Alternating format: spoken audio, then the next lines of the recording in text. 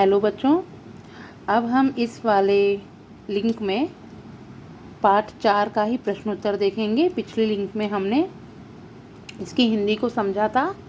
तो पहला प्रश्न देखिए, पाठे दत्तम गीतम सस्वरम गायत। पाठ में दिए गए गीत को स्वर के साथ गाओ।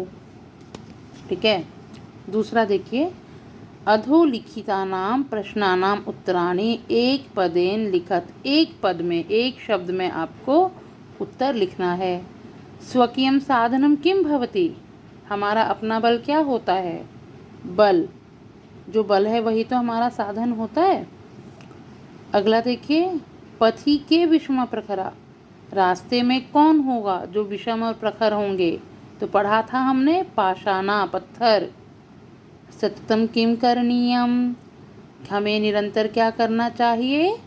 ध्येय स्मरणम, अपने लक्ष्य का ध्यान करते रहना चाहिए, स्मरण करते रहना चाहिए। एतस्य गीतस्य रचयिता कः। इस गीत के रचनाकार कौन है? श्रीधर भास्कर। स कीदृशः कविः मन्यते। उन्हें कैसा कवि माना जाता है? राष्ट्रवादी। उन्हें राष्ट्रवादी कवि माना जाता है। अब थर्ड में जो है, तीसरे प्रश्न में आपका रिक्त स्थान है। तो ये सारे ऊपर शब्द दिए हुए हैं। इसको जो बॉक्स है ना, इसको मंजूषा कहा जाता है। ठीक है। तो मंजूषा में देखिए लिखा है ना, मंजूषातः क्रियापदानि चित्वा रिक्त स्थानानि पूरयत। मंजूषा में से क्रियापद को चुनकर रिक्त स्थान को पूरा करो। ये शब्द दिए हुए हैं और अब ये रिक्त स्थान है जो यहाँ पे पूरे किए गए हैं। देखिए, एक उदाहरण दिया हुआ है, त्वं पुरतः चरणम निधेहि। तुम सामने पैरों को रखो। अब अगला देखिए, त्वं विद्यालय चल। तुम विद्यालय चलो। राष्ट्रे अनुरक्तिं कुरु। राष्ट्र में अनुरक्ति करो। मह्यम जलम देहि। मुझे, मह्यम का अर्थ है मुझे, जल दो। मूढ़, मूर्ख। जही ही धनागम तृष्णाम। पैसों की तृष्णा को जही ही छोड़ दो, त्याग दो। भज गोविंदम, और किसका भजन करो, किसको ध्यान करो? अपने ईश्वर को।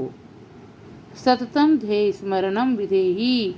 हमेशा अपने ध्येय का स्मरण करो।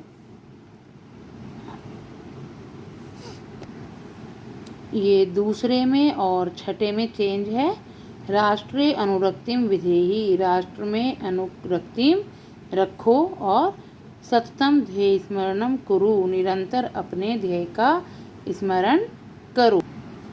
अब फोर्थ है, उचित कथनानाम समक्षम। उचित कथन के सामने आम और अनुचित कथनानाम समक्षम ना इति लिखत। आम, इसका अर्थ होता है हाँ, जैसे यस और नो होता है ना। संस्कृत में आम का अर्थ है हाँ और ना का अर्थ है नहीं। आम ना। जैसे पहला देखिए, पुरतः चरणम निधेहि। सामने अपने पैर रखने चाहिए, तो आम हाँ। निज निकेतनम गिरि शिखरे अस्ति। हमारा घर पहाड़ की चोटी पर है, आम। कविता में तो यही पढ़ा है ना हमने अभी। स्वकीयं बलम बाधकम भवति। अपना बल बाधक होता है। बाधक होता है या साधक होता है? साधक होता है ना। तो यहाँ पे क्या आएगा? ना। पथि हिंसका पशवः न सन्ति। पथ में हिंसक पशु नहीं होते हैं। होते हैं, कविता में हमने पढ़ा था, होते हैं ना। तो इसका भी यहाँ पे होगा ना। गमनम सुकरम अस्ति। जाना सुकर्म है, मतलब मुश्किल नहीं है हमें जाने में, जब हम अपने लक्ष्य की ओर जाते हैं। यहाँ भी होगा ना। सदैव अग्रे एव चलनीयम। हमेशा आगे ही चलनीयम, चलना चाहिए, आम। अब आ देखिए, वाक्य रचनाया अर्थभेदम स्पष्टीकुरुत। यहाँ पे शब्दों के अर्थ लिख दिए गए हैं। इसका जो वाक्य में रचना है वो आप स्वयं करेंगे। परितः चारों ओर, पुरतः सामने। नगह मीन्स पहाड़ और नाग का अर्थ है नाग। आरोहणम चढ़ना, अवरोहणम उतरना। विषमाः विषम, और समः सम, ऑड इवन होता है ना वो। अब फिफ्थ देखिए, मंजूषात अव्ययपदानि चित्वा रिक्त स्थानानि पूरयत। फिर से बॉक्स में से, मंजूषा में से अव्यय पदों को चुनकर रिक्त स्थान भरो। विद्यालयस्य एकम उद्यानम अस्ति। विद्यालय एक उद्यान है, तो विद्यालय के सामने, पूर्वतः सामने आएगा, पूर्वतः।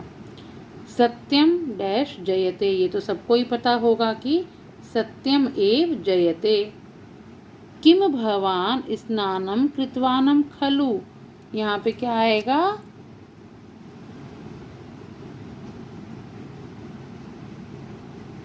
खलु, क्या आपने स्नान कर लिया है। सह यथा चिंतयति तथा आचरति, वह जैसा सोचता है, यथा जैसा, तथा वैसा, वह जैसा सोचता है वैसा ही आचरण करता है। ग्रामः परितः वृक्षाः सन्ति। ग्रामं परितः वृक्षाः सन्ति, गांव के चारों ओर क्या है, वृक्ष हैं, पेड़ हैं। विद्यां विना जीवनम वृथा, विद्या के बिना जीवन बेकार है। सदा भगवंतं भज, हमेशा भगवान का, अपने ईश्वर का भजन करो। अब छठे में विलोम पदानि योजयत। विलोम पद मतलब जो उल्टे शब्द होते हैं वो। पुरतः, यहाँ मैंने नंबर लिखा है, आपको अपनी नोटबुक में सामने सामने लिखना है। जैसे पुरतः का क्या है, पृष्ठतः, तो पुरतः के सामने आप पृष्ठतः लिखेंगे।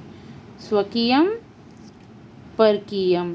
भीति ही, भीति का अर्थ क्या होता है, डर, डर का उल्टा साहस।